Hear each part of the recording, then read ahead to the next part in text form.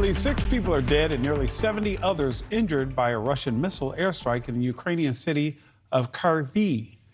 Ukraine's interior minister says the missile slammed into a high-rise building as well as a nearby university. Kharkiv has been a consistent target of Russian missile strikes, which is also the hometown of Ukrainian President Zelenskyy.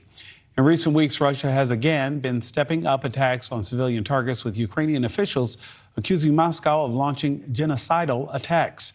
As the Russian war effort continues to founder, Russian President Vladimir Putin is focused on a potential civil war in Russia, reportedly forming a network of mysterious private armies in an attempt to protect himself from another possible coup.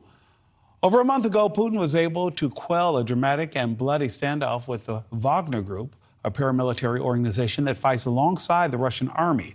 A direct challenge to Putin's leadership is a new chapter in his decades-long reign. But while it's a new chapter for Putin, it's a rerun for Russian dictators. Past Russian leaders like Joseph Stalin tried to keep a greater Russia together using fear to quell dissent, but eventually their strongman persona is challenged, and either they fall to the next strongman or retreat into isolation, slowly descending into madness. On Balance, host Leland Vittert is with me now. Leland, what do you think is next for Vladimir Putin here? Because what we're seeing now definitely seems to be history starting to repeat itself.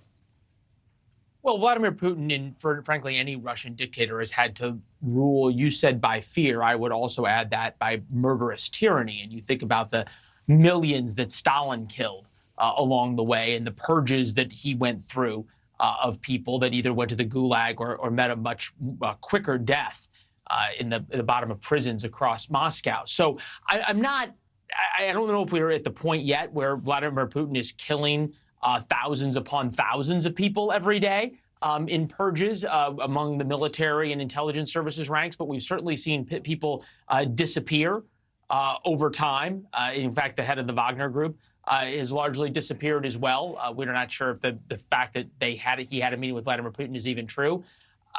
Boris Yeltsin and Gorbachev, who you're showing pictures there, I'm not really sure we can put Gorbachev and certainly not Yeltsin in the same camp as Vladimir Putin, who was president. Putin was, then Dmitry Medvedev came in, who he hand-selected, and then Vladimir Putin came back and is not really anymore a president as much as he is a dictator. So I'm not sure about the Gorbachev and Yeltsin references there. But I think the point that is being made, which is an important one, is that Vladimir Putin is now feeling the same fear that Stalin and others felt.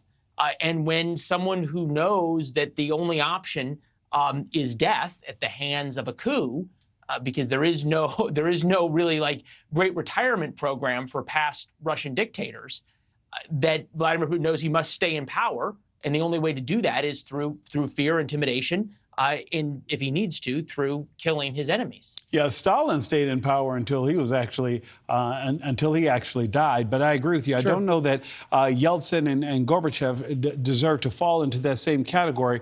In fact, we even know that even at his most recently, Yeltsin tried to revamp and reimagine his own legacy because that was important to him as well.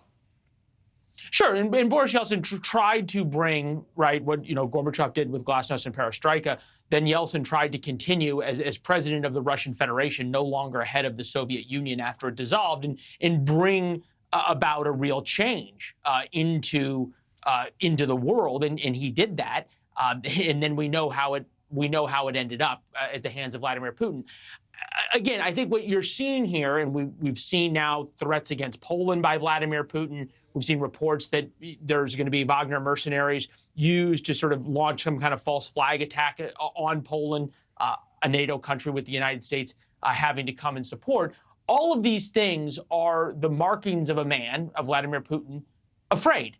And when people are cornered, they do dangerous and dumb things. The one thing to know about Vladimir Putin, and this was true when he was in the KGB as a young officer, he was known to sort of have a sociopathic ability to not look at the possible consequences of his actions, that he always doubled down and always raised the stakes. And we've seen him do that over and over and over again.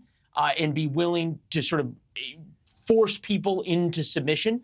It sort of goes along with the Russian nuclear doctrine, which is to escalate to de-escalate and to sort of make people so afraid of what could happen that then they're willing to come to the negotiating table. Of a weakened Vladimir Putin to the point that he thinks he could be deposed becomes a much, much more dangerous Vladimir Putin. Thank you for watching. Go to newsnationnow.com to find News Nation on your television provider. And don't forget to click the red subscribe button below to get more of News Nation's fact-driven, unbiased coverage.